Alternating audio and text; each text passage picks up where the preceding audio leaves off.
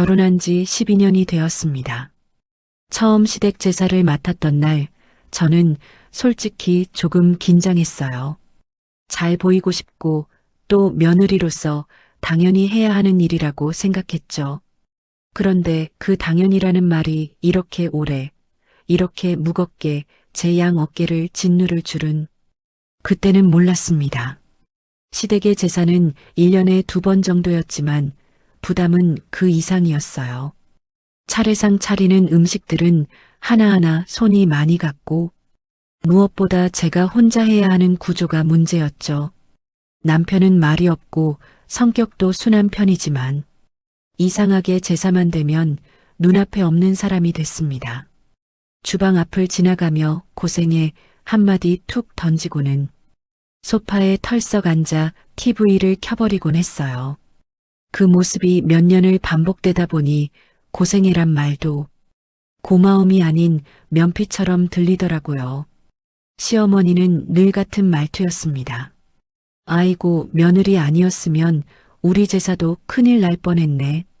입꼬리는 올라가 있지만 그 말 뒤에 따라붙는 고정관념 같은 게 느껴졌어요. 며느리가 하는 게 맞지. 너는 해야 하는 사람이지. 그런 말이 보이지 않는 글씨처럼 늘 붙어 있는 것 같았죠. 시누이는 성격은 나쁘지 않은데 도움의 도자도 모르는 사람이었어요. 부엌을 얼씬도 안 하고 폰을 만지작거리며 언니는 손이 빨라서 좋겠다. 나는 이런 거 진짜 못하는데 라고 웃으며 말하곤 했죠. 그 말이 듣고 싶어서 빨라진 건 아닌데 말이에요. 그날도 똑같았습니다. 아침 8시부터 시장에 다녀와 재료 손질을 하고 전부터 탕, 나물, 전골까지 쉼없이 준비했어요. 부엌 온도는 점점 올라가고 등에는 땀이 흥건히 젖었는데 집 안 분위기는 너무나 태평했죠. 남편은 엄마 아버지랑 이야기 좀 하고 올게 하더니 안방에서 TV 소리와 가벼운 웃음소리가 들려왔습니다. 저는 주방에서 칼질을 하면서 그 소리를 들을 때마다 가슴속에서 작은 돌멩이 같은 게 하나씩 떨어졌어요. 툭툭툭. 한 번 더 도와줄까? 그 말을 들어본 적 없었습니다. 제사 준비는 항상 저의 일이었고 그들은 나름의 방식으로 제사에 참여했다고 생각했겠죠. 말로만. 해마다 반복되다 보니 제 몸은 더 빨리 움직일 수 있게 익숙해졌는데 마음은 반대로 조금씩 마모되었습니다. 그러다가 올해 그 작은 균열이 크게 벌어진 계기가 있었어요. 시어머니가 상 위에 놓인 탕을 보더니 이렇게 말했거든요. 아이고, 며느리야, 이거 작년보다는 간이 좀 약하네. 우리 집은 원래 좀 세게 먹잖아. 그걸 아직도 잘 모르나 봐. 그 말에 제가 대답했죠. 어머니, 작년에는 싱겁다고 하셨잖아요. 그러자 시어머니는 툭 했습니다. 그래, 그랬나? 내가 요즘 입맛이 왔다 갔다 하네. 시누이는 옆에서 콧소리를 냈어요. 언니 어차피 엄마 입맛 모르지 않았어? 매번 비슷하게 좀 해봐.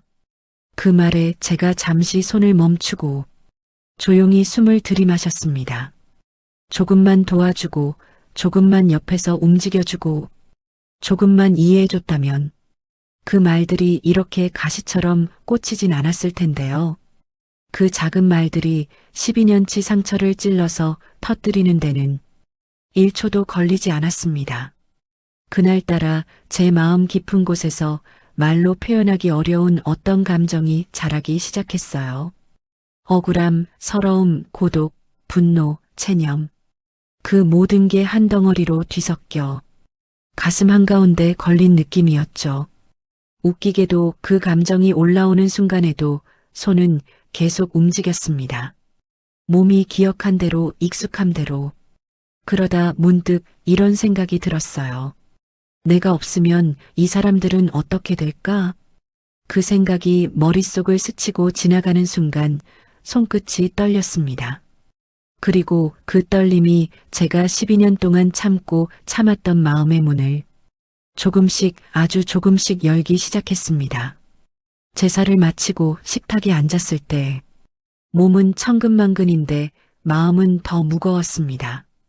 남편은 식탁에 남은 음식을 보며 여보, 우리도 한 점 먹자, 고생했잖아 라고 말했지만 그 말조차 이상하게 공허하게 들렸어요. 그날따라 저는 그의 표정을 유심히 봤습니다. 미안함도 없고 고마움도 없고 그저 오늘 제사도 잘 끝났다는 안도감 같은 표정이었습니다. 그 순간 문득 섬뜩한 생각이 들더군요. 저 사람은 내가 어떤 마음으로 이걸 하고 있는지 단 한 번도 궁금해한 적이 없구나. 그걸 깨닫는데 12년이 걸렸다는 사실에 스스로도 놀라웠습니다. 음식을 조금 먹고 자리에서 슬며시 일어났습니다. 남편은 여보, 설거지는 내일 아침에 해도 되라고 말했지만 그 말은 늘 하던 빈말이었어요. 내일 아침이 오면 그는 또 바쁠 테고 피곤할 테고 결국 설거지는 제 몫이 될 걸 저는 너무나 잘 알고 있었죠. 방으로 들어오니 문을 닫는 소리조차 조용히 느껴졌습니다.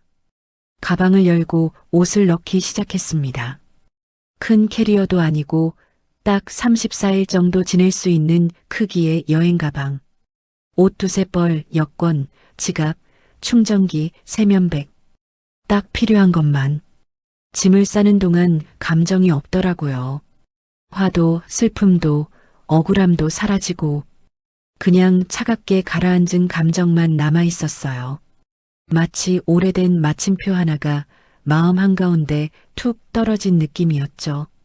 현관문 앞에 서서 신발을 신는데 심장이 뛰질 않았습니다.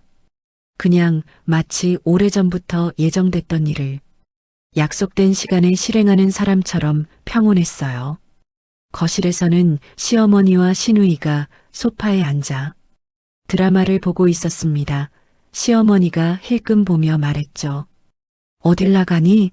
설거지 좀 하고 가지. 그 말에 저는 멈추지 않고 말했습니다. 이제 제사도 설거지도 저는 안 할 겁니다. 순간 공기가 얼어붙듯 조용해졌습니다. 시누이가 놀란 눈으로 저를 쳐다보았고 시어머니는 황당하다는 듯 고개를 젓더군요. 너무 힘들어서 그래요. 그동안 제가 해왔던 모든 것 이제 한번 없다고 생각하고 해보세요. 그렇게 말하고 현관문을 열었는데 마침 남편이 방에서 나오며 말했습니다. 여보, 무슨 소리야? 어디 가는데? 저는 그를 향해 아주 차분하게 말했어요. 당신들이 해오지 않은 걸 이제 제가 멈추는 거예요. 그게 왜 이렇게 이상하죠? 남편의 표정이 순간 멍해졌습니다. 마치 내가 갑자기 외계인 언어를 사용하는 듯한 표정.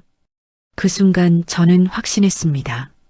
저 사람은 지금도 제가 내일 아침 돌아올 거라 생각하겠구나.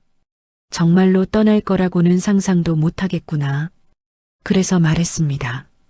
잠깐만 무너져 봐요. 그러면 알게 될 거예요. 현관문을 닫는 순간 안에서 남편이 여보, 잠깐만, 어디 가는데? 하며 나오는 소리가 들렸습니다. 엘리베이터 안에서 그의 목소리가 작게 희미해지는데 제 심장은 이상하게도 하나도 아프지 않았습니다.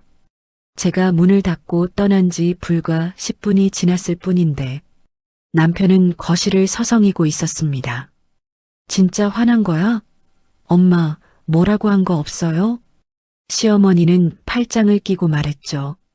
아유, 별걸 가지고 설마 진짜 나갔겠어? 하지만 시누이는 직감했는지 목소리가 떨렸습니다. 엄마 언니 말투가 그냥 화내는 정도 아니었던 것 같은데 남편은 제 번호로 전화를 걸기 시작했습니다. 하지만 저는 이미 비행기 출발 1시간 전에 도착해 비행기 모드로 바꾼 상태였죠. 남편 휴대폰 화면에는 부재 중 1통, 3통, 7통, 11통 으로 숫자가 빠르게 늘어갔습니다. 남편은 소파에 힘없이 앉아 중얼거렸다고 해요. 진짜 간 거야? 이제야 깨달은 거죠. 제가 그 집에서 얼마나 많은 걸 해왔는지, 그게 얼마나 큰 역할이었는지, 그리고 그걸 잃는 게 얼마나 큰 문제인지. 하지만 저는 그때 이미 하늘 위에 있었습니다. 창밖에 펼쳐진 도시 불빛을 보며 한 가지 생각만 들었어요. 이제 나는 나를 위해 좀 살아도 되겠지. 제주도에 도착하자마자 제일 먼저 느껴진 건 냄새였습니다. 공항 문이 열리는 순간 밀려오는 습하고 짭짤한 바람, 그리고 오래전 기억 속에서만 맡았던 바다 냄새. 도시에서 숨죽이며 살던 시간이 한꺼번에 밀려나가는 듯 했어요. 짐을 찾아 호텔로 가는 동안 휴대폰은 여전히 비행기 모드였습니다. 그 조용함이 믿기 힘들 정도로 편안했습니다. 호텔에 도착해 창문을 열고 바다를 바라보는데 마치 오랜 시간 목에 걸려 있었던 도란덩이가 툭 하고 떨어져 나가는 느낌이었어요. 소파에 앉아 조용히 중얼거렸습니다. 이제 진짜 끝이구나.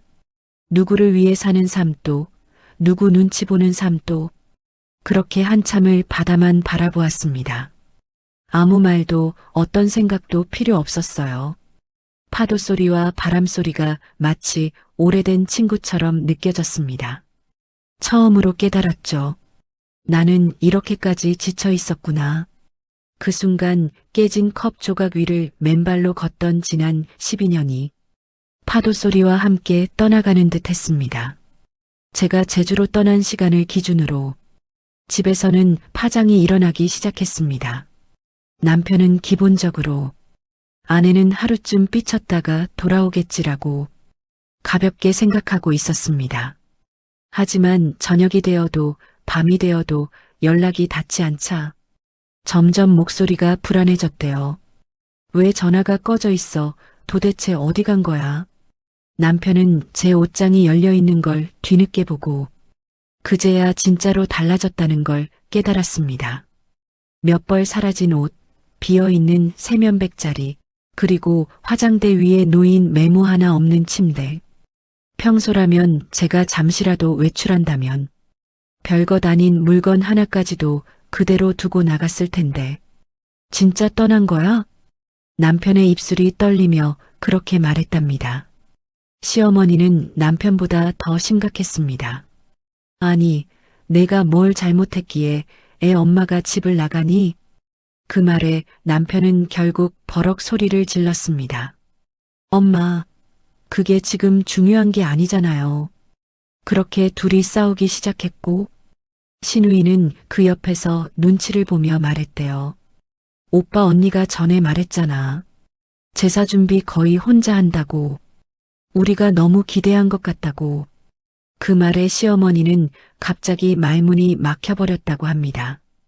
그래도 집을 나갈 정도야? 하지만 말은 그렇게 하면서도 표정은 흔들리고 있었다고 해요. 그러다 시어머니가 살짝 떨리는 목소리로 말했답니다. 우리 너무 당연하게 생각했던 건 아니었니? 그렇게 처음으로 그들이 제 부재를 진짜 문제로 인정하기 시작했습니다. 제사 준비가 어찌저찌 넘어가고 다음 날 아침이 되자 더 큰 문제가 터졌습니다. 그동안 제가 했던 일들이 하나도 진행되지 않은 채 집안이 엉망이 되어 있는 겁니다. 설거지 산처럼 쌓인 싱크대, 기름 튄 가스레인지, 어질러진 부엌, 전날 먹다 남긴 음식들. 제가 떠난 지 하루도 안 됐는데 집이 이미 무너져 내린 것처럼 보였대요. 남편은 고개를 감싸쥐고 말했답니다. 대체 이걸 어떻게 혼자 했던 거야? 시어머니는 그제야 현실을 인정하기 시작했습니다. 우리가 정말 너무한 거였나 보네. 신우이는 소파 한쪽에 주저앉아 입술을 깨물며 말했답니다. 언니 진짜 힘들었겠다. 그들이 후회하는 모습은 아무도 보는 사람은 없었지만 그 공간 자체가 후회와 조급함으로 가득했다고 해요. 남편은 결국 식탁 앞에서 고개를 떨구고 한참을 멍하니 앉아 있었다고 합니다. 여보나 진짜 문제였던 거야?